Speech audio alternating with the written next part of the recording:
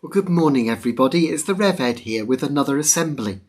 And this morning, I thought I'd talk about something you might have heard quite a lot about in the news recently. Because, as you might know, our Queen has been very, very sad, and so have lots of people in our country, because earlier on this month, His Royal Highness Prince Philip, the Duke of Edinburgh, died. I don't know if any of you have lost somebody who's been special to you, but I'm sure if any of you have, you know how sad it makes you feel. And that's how the Queen and all of Prince Philip's family have been feeling, and indeed lots of people in our country who met him and knew him and really appreciated all that he had done to help them and lots of people in our country and even across the world.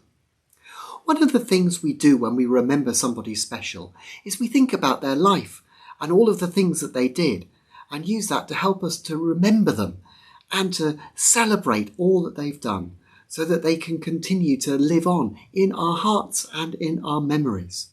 So I thought I would tell you just a little bit about Prince Philip and why he was so special to the Queen and to lots of people in the world. Well, Prince Philip was born a very long time ago because he died when he was 99 years old.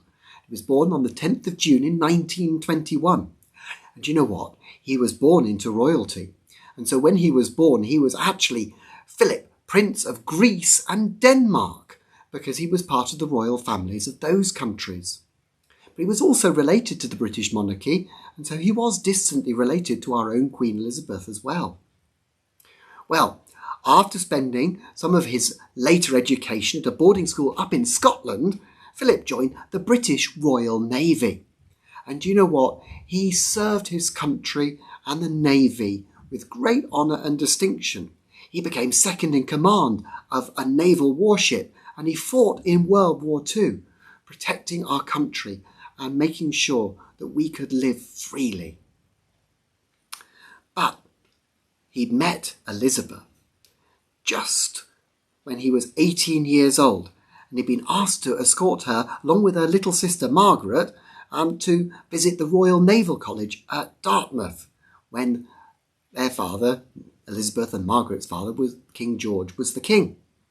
And you know what? Even though she was only 13, she immediately thought that she really liked Philip, and that maybe she would like to get to know him even better, and so they kept in touch with one another throughout the war by writing letters to one another. They didn't have email and mobiles to keep in touch in those days, so they used to write letters to each other. And you know what? After the war, Philip and Elizabeth got engaged to be married. And he gave up, therefore, his Greek and Danish royal titles and eventually took on his title in our country, which was HRH, His Royal Highness Prince Philip, the Duke of Edinburgh. Well, the couple were married back in 1947, the big church in London called Westminster Abbey.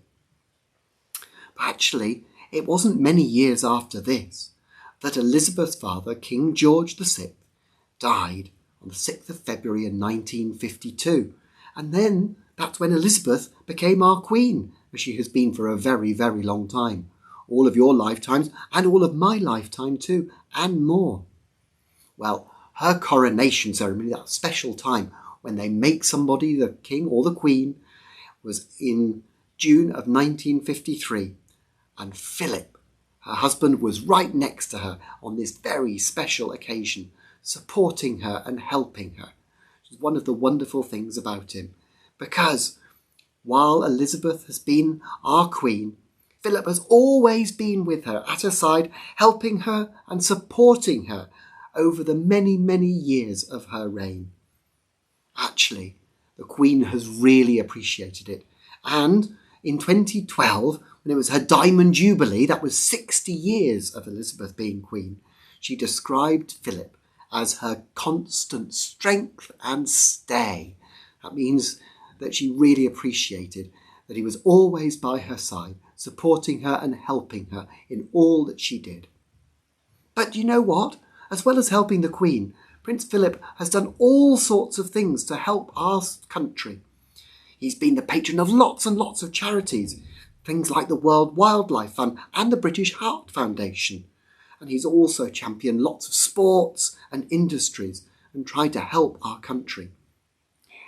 Well, back in 1956, he also created something else very special called the Duke of Edinburgh Award, which encouraged young people from all backgrounds to develop, he said, a sense of responsibility to themselves and their communities. He wanted young people, people like you, to be able to know how to look after themselves and to help look after others and their communities. And you know what? The award is still going strong today. And it's the leading achievement for young people still. And you know what? It's now in 144 countries with over 400,000 young people worldwide currently involved taking part in it. Amazing. But he wasn't just an amazing person looking after our country and helping the Queen in all that she did and visiting places and doing all sorts of things. He was also a father and a grandfather and a great-grandfather. You might know some of his children because he had 4 children, Prince Charles, then there was Princess Anne, Prince Andrew, and then Edward. And you know what? At the time of his death, he then had 8 grandchildren and 10 great-grandchildren. But do you know what? He worked all the way up until he was 96 years old. Can you imagine working until you were 96? But he finally retired from his public duties in 2017. And in that time, do you know what he'd done? He'd done 22,219 solo engagements. That's just him meeting other people, along with all sorts of other things, together with his wife, the Queen, and across all sorts of countries and all over the world, as well as in our own country. Well, he died on Friday, the 9th of April, 2021, at the age of 99. He and the Queen had been married for an amazing 73 years. And he supported the Queen all of those years and all 69 years of her reign. And so he is going to be missed. He's going to be missed as a loyal and dutiful servant of this country, our country, and indeed of the whole Commonwealth, lots of countries that we are sort of working together with, and lots of countries in the world. But he's going to be missed even more as a husband, a father, a grandfather, and a great-grandfather. Just as any of us who've lost people will know what that feels like. We miss somebody who's been special in our lives.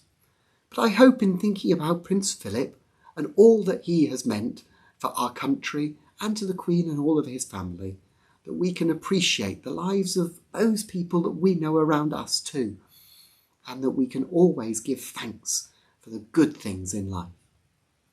One of the things that we do in the church, and as we did at his funeral, is we commend people to God, to let them know that they're held always in God's loving arms. So I'm just going to finish by saying a prayer for Prince Philip.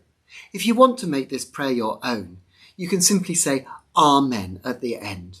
If you want to, you can close your eyes, put your hands together, whatever helps you. Just think about how we're praying and what we're saying to God. God of our lives, we give thanks for the life of Prince Philip, for his love of our country and for his devotion to duty. We entrust him now to your love and mercy through our Redeemer Jesus Christ. Amen.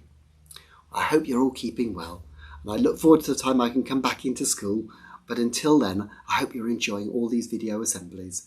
I'm still thinking of you, and I look forward to when we can see one another in person again.